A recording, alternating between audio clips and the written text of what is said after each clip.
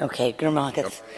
Thank you very much, Cahirlik. And again, I'm, at least as I was saying, I have the opportunity to continue as a European parliamentarian here in the Seanad, if not in the European Parliament. So I do thank you very much for your kind thoughts. And I am very happy to be still in this House and able to use this chamber.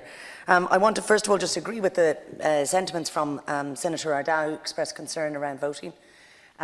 I don't think it would have affected my results, but I do think it is very important that there was clear confusion amongst many voters. And I also, in relation to the EP1 form, which I know the issues around that form denied many European citizens who live here in Ireland, from other European countries who live here in Ireland, their vote. And I think the case for an electoral commission has never been clearer.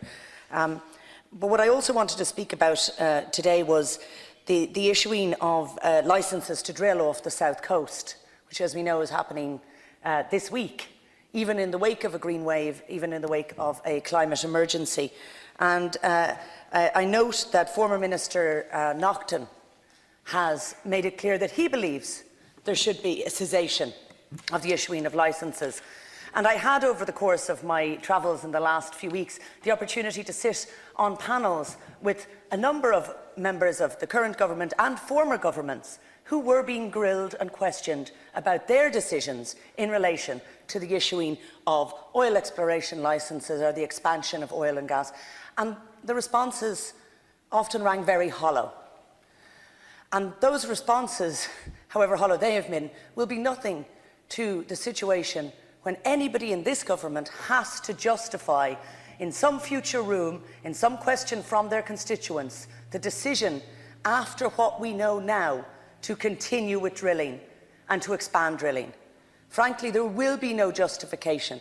Minister Naughton is rightly coming out to say that we need to hold off, we need to stop these licences, because he knows that it is not justifiable.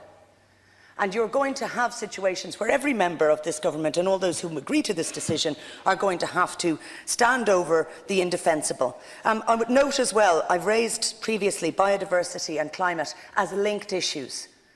And this is one of the clearest examples of how a divide and conquer approach can be used to set us backwards.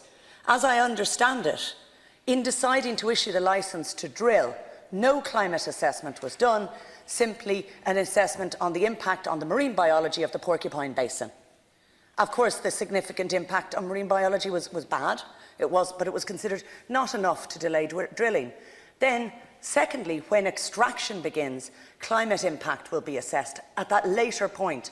But of course, the environmental damage will already have been done. I think it is a very simple thing to say, if you are making a decision about oil and gas exploration, where the obvious answer, first of all, should be no, but if you are proceeding, that an environmental assessment would assess both the ecology and the climate impact at every stage. Again, this is really, I say this as somebody, very, very passionate on these issues, as you know. They are going to be debating points in the future, and I really urge the leader to convey to the government at this point that it is not too late for them to consider and reconsider these options. Let us not go further down. And we know that the arguments, as Minister Naughton has said, around our resilience, around our vulnerability, they no longer stand up. Let's take action on this. It's a small thing we could do, and it's a signal that there's the opportunity to send this very week that the government have in any sense listened to the people. Thank you very much, and thank you very much, Cahirlik, for your kind words. Thank you.